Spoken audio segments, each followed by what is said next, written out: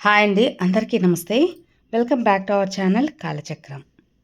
ఈ సృష్టిలో ప్రతి మనిషికి ఒకే కోరిక ఉంటుంది. అది ఆనందం మరియు ఐశ్వర్యం. కానీ గమనించారా, కొందరు ఎంత సంపాదించినా అది నీళ్ళలా ఖర్చయిపోతుంది. మరికొందరు తక్కువ కష్టపడినా అద్భుతమైన ఐశ్వర్యాన్ని పొందుతారు. దీనికి కారణం ఏంటి? అదృష్టమా లేక దేవుడి దయ? వాళ్ళ మీద మాత్రమే ఉందా దేవుడి దయ? అసలు రహస్య కాలంలో దాగి ఉంది. మీరు వింటున్నదే నిజమే. మీ తలరాతను మార్చే శక్తి మీ చేతుల్లో లేదు. మీరు నిద్రించే సమయంలో ఉంది. వేల సంవత్సరాల క్రితం మన మహర్షులు, యోగులు తమలో చెప్పిన కొన్ని రహస్యాలు, విద్యలు ఉన్నాయి. అవి ఈరోజు మరుగున పడిపోయాయి. కానీ ఎవరైతే ఆ రహస్యాలను తెలుసుకొని పాటిస్తారో వారి ఇంట లక్ష్మీదేవి తాండవిస్తుందట. వారి 7 తరాల ధనానికి లోటు ఉండదు. ఈరోజు ఈ వీడియోలో మనం చూడబోయేది సామాన్యమైన విషయం కాదండి. ఇది పురాణాల సారం, మన పెద్దలు దాచి ఉంచిన సంపద రహస్యాలు. ఈ వీడియో ముగిసే సమయానికి మీ జీవితం పట్ల మీకున్న దృక్పథం పూర్తిగా మారిపోతుంది. ఒక చిన్న కథలో ఈ ప్రయాణాన్ని మొదలు పెడదాం. ఇది ఒక సామాన్య రైతు కథ మాత్రమే కాదు. అనగనగా ఒక గ్రామం. మాధవుడు అనే ఒక రైతు ఉండేవాడు. మాధవుడు అంటే మంచితనానికి మారుపేరట. తెల్లవారుజామున కోడి కుయ్యక ముందే లేచి పొలానికి వెళ్ళేవాడు. రాత్రి నక్షత్రాలు వచ్చాక ఇంటికి చేరేవాడు. ఒంట్లో శక్తి ఉన్నంత వరకు కష్టపడేవాడు. కానీ అతని ఇంట్లో దారిద్ర్యం మాత్రం పోయేది కాదు. చేతికి వచ్చిన పంట ఏదో ఒక తెగులు సోకి నాశనమయ్యేది. ఇంట్లో ఎప్పుడు అనారోగ్యాలు, గొడవలు. మరోవైపు అదే ఊళ్ళో కేశవ అనే ఒక మరో రైతు ఉండేవాడు. అతను మాధవుడు అంత కష్టపడేవాడు కాదు, కానీ అతను మట్టి పట్టుకున్న బంగారం అయ్యేది. అతని పశువులు ఆరోగ్యంగా ఉండేవి, పంటలు బాగా పండేవి. ఇది చూసి మాధవుడి మనసులో ఆవేదన కలిగింది. నేను ఎవరికి అన్యాయం చేయలేదు కదా దేవుడా, ఎందుకు నాకింత శిక్ష అని ఏడ్చేవాడట. అలాంటి సమయంలో ఆ ఊరిలో ఒక అవధూత అంటే గొప్ప యోగి వచ్చారు. ఆయన కళ్ళలో సూర్యుని తేజస్సు, ముఖంలో చంద్రుని ప్రశాంతత ఉన్నాయి. ఆయనను చూడగానే మాధవుడికి ఏదో తెలియని నమ్మకం కలిగింది. తన కష్టాలన్నింటినీ ఆ యోగి పాదాల ముందు ఉంచి బోరున ఏడ్చాడు. స్వామి, నా రాత ఎందుకు ఇలా ఉంది? నా కష్టానికి ఫలితం దక్కదా?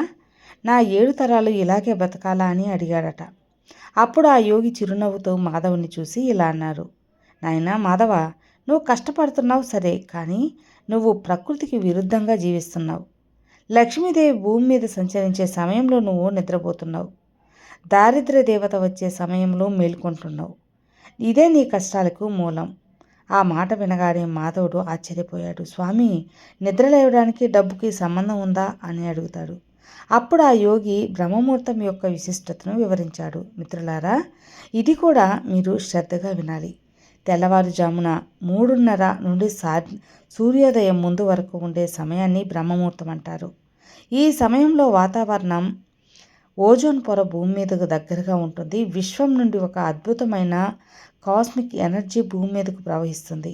సైన్స్ ప్రకారం ఈ సమయంలో మన మెదడు కొంచెం చురుగ్గా పనిచేస్తుంది. ఈ సమయంలో మీరు ఏది గట్టిగా కోరుకుంటారో అది విశ్వంలోకి నేరుగా వెళ్తుంది. అందుకే ఈ సమయంలో నిద్రపోవటానికంటే మీ చేతికి వచ్చిన బంగారాన్ని జారవిడ్చుకోవడమే. యోగి మాధవుడితో అంటాడు, నువ్వు కోటీశ్వరుడు కావాలంటే 3 రహస్యాలు చేయాలి. కేవలం పనులు కాదు, ఇవి నీ ఆత్మను పరమాత్మతో, నీ శరీరాన్ని ప్రకృతితో అనుసంధానించే వంతెనలు. ఇవి చేస్తే నీ 7 తరాలకు ధనలోటు ఉండదు. ఆ 3 రహస్యాలు ఏంటో ఇప్పుడు వివరిస్తాను, తెలుసుకో. అందులో మొదటి రహస్యం సంకల్పం. కృతజ్ఞతలు. మాధవుడు ఆసక్తిగా వింటున్నాడు. యోగి ఇలా చెప్పగానే మాధవ లేచి వెంటనే చాలామంది చేసే తప్పు ఏంటో తెలుసా? తమ కష్టాలను, అప్పులను, శత్రువులను తలుచుకుంటారు, లేదా బద్ధకంగా ఉంటే నిద్రపోతారు. కానీ ధనవంతులు కళ్ళు తెరిచిన వెంటనే తమ 2 చేతులు చూసుకొని ముఖానికి ఎదురుగా ఉంచుకుంటారు. ఎందుకంటే అరచేతిలో 33 కోట్ల దేవతలు ఉన్నారని శాస్త్రం చెబుతుంది. కానీ ముఖ్యంగా 3 శక్తులు అక్కడ ఉంటారు. అది చివరి వేళల్లో లక్ష్మీదేవి. ఎందుకంటే మనం పనిచేసేది వేళతోనే కదా. ఆ పని ద్వారానే ధనం వస్తుంది. చేతి మధ్యలో సరస్వతి. ధనం సంపాదించడానికి, దాన్ని కాపాడుకోవటానికి జ్ఞానం, నాలెడ్జ్ కావాలి. చేతి మొదట్లో మణికట్టు దగ్గర గోవిందుడు ఉంటాడు, అంటే శక్తి. మాధవుడి యొక్క మంత్రాన్ని ఉపదేశించాడు. మిత్రులారా, ఇది కూడా చాలా శక్తివంతమైనది. రేపటి నుండి మీరు కూడా లేచి చక్కగా మీ అరచేతులను చూసుకొని మీ యొక్క కోరికలను, సంకల్పాలను చెప్పుకోండి. అలా చెప్పుకోగలిగితే ముక్కోటి దేవతలకు మీరు ఉదయం లేవగానే నమస్కరించినట్టే. లక్ష్మీ మధ్యలో సరస్వతి, మొదట్లో దైవశక్తి ఉంటారు. ఈరోజు చేతులారా ప్రతి పని విజయంతో కావాలి, ఇంతటితో అయిపోలేదు అని మంచం దిగే ముందు మన భారాన్ని మోస్తున్న భూతల్లికి నమస్కారం చేసి, లక్ష్మీ స్వరూపమైన ఆమె కాళ్ళకు తొక్కే ముందు నన్ను క్షమించు తల్లు అని చేత్తో తాకి కళ్ళకు అద్దుకోవాలి. దీనివల్ల మనలోని అహంకారం నశించిపోతుంది, పాజిటివ్ ఎనర్జీ వస్తుంది. ఇక రెండవ రహస్యం, మీరు ఆరోగ్యాన్ని, ఐశ్వర్యాన్ని కాపాడే కవచం. దీన్ని ఉషాపానం అంటారు. యోగి మాధవుడితో అంటాడు, శరీరం రోగాలతో ఉంటే సంపదను అనుభవించలేరు, హాస్పిటల్ పాలవుతారు. అందుకే శరీరం లోపల ఉన్న దారిద్ర్యాన్ని కడిగేయాలి. దీనికి ఏం చేయాలి? రాత్రి పడుకునే ముందు ఒక రాగి పాత్రలో కాపర్లో స్వచ్ఛమైన నీటిని నింపాలి. దాన్ని మీ దేవుడి దగ్గర కానీ ఎక్కడైనా గదిలో కానీ పెట్టుకోవాలి. అలా పెట్టుకున్న తర్వాత దాంట్లో అద్భుతమైన శక్తి అనేది ఉంటుంది. దోషాలను పోగొట్టి దానికి విద్యుత్ శక్తి అనేది, పవర్ అనేది వస్తుంది. ఉదయం లేచిన తర్వాత పళ్ళు కూడా తోమకుండా ఆ నీటిని తాగాలి. అదేంటి పళ్ళు కూడా తోమకుండా తాగాలా అంటారేమో. ఈ సందేహం రావచ్చు చాలామందికి. అవును, మన నోట్లో ఉండే లాలాజలం చాలా గొప్ప ఔషధం. అది కడుపులో వెళ్తే ఎసిడిటీని తగ్గిస్తుంది, జీర్ణశక్తిని పెంచుతుంది. కానీ గుర్తుంచుకోండి, నీటిని గటగడ తాగకుండా కింద కూర్చొని వెన్ను నిటారుగా పెట్టి ఒక్కొక్క ఉక్కను ఆస్వాదిస్తూ తాగాలి. ఈ నీరు నా శరీరాన్ని శుద్ధి చేస్తుంది, నాలో బద్ధకాన్ని తరిమి కొడుతుంది అనే భావనతో తాగాలి. దీనివల్ల మీ నాడులు శుద్ధి పడతాయి, ముఖంలో తేజస్సు వస్తుంది, చంద్రబలం పెరుగుతుంది. చంద్రుడు మనసుకు కారకుడు కాబట్టి మనసు బాగుంటేనే ధనార్జన బాగుంటుంది. ఇక చివరిది, అత్యంత ముఖ్యమైనది, మూడవ రహస్యం. శరీరం శుద్ధి అయినది, సంకల్పం బలపడింది.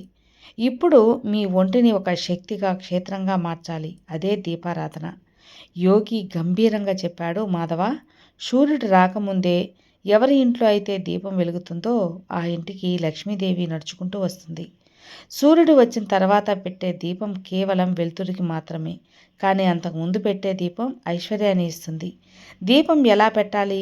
సాధ్యమైనంత వరకు ఆవు నెయ్యితో. ఆవు నెయ్యి కరిగించే శక్తి ఒక అగ్నికే ఉంది. ఆ వాసన గాల్లో ఉన్న బ్యాక్టీరియాని చంపి పాజిటివ్ వైబ్రేషన్ తెస్తుంది. స్తోమత లేకపోతే నువ్వుల నూనె వాడండి, అంతేగాని కల్తీ నూనెలు వాడకూడదు. 2 ఒత్తులు వేసి దీపం వెలిగించి దాని ముందు కాసేపు ప్రశాంతంగా కూర్చొని ధ్యానం చేసుకోండి. మీ ఇష్టదైవాన్ని స్మరించుకోండి. నా కుటుంబం క్షేమంగా ఉండాలి, నా సంపద సమృద్ధి అవ్వాలి అని కోరుకోండి. ఆ సమయంలో వచ్చే శక్తి మీకు మీ వ్యాపారం, ఉద్యోగం, కొత్త మార్గాలను చూపిస్తాయి. ఈ 3 రహస్యాలు విన్న మాధవుడు మొదటి రోజు నుండి ఆచరించడం మొదలుపెట్టాడు. మొదట్లో కష్టంగా అనిపించింది, కానీ పట్టుదలగా 41 రోజులు చేయగానే ఒక మండలం పాటించాడు. ఏం జరిగింది? అతని ముఖంలో కళ్ళొచ్చింది, బద్ధకం పోయి వేగం పెరిగింది. అతని సానుకూల దృక్పథం అంటే పాజిటివ్ యాటిట్యూడ్ వల్ల పంటలు బాగా పండాయి, అనవసర ఖర్చులు తగ్గాయి. కొన్నాళ్ళుగా మాధవుడు ఆ ఊరిలోనే ధనవంతుడయ్యాడు. అతని పిల్లలు, మనవళ్ళు కూడా అదే ఆచారాన్ని పాటించి సుఖ సంతోషాలతో జీవించారు. ఇలా ఇది ఒక కథగానే కావచ్చు, కానీ ఇది ఆచరిస్తే మాత్రం ఖచ్చితంగా ఆనందం, ఆరోగ్యం అన్నీ కూడా మనకు, సంపద అన్నీ కలుగుతాయి. సో ఎప్పుడు కూడా మనం విశ్వానికి, ప్రకృతికి విరుద్ధంగా వెళ్ళినప్పుడు మనకు అన్ని నష్టాలే జరుగుతాయి.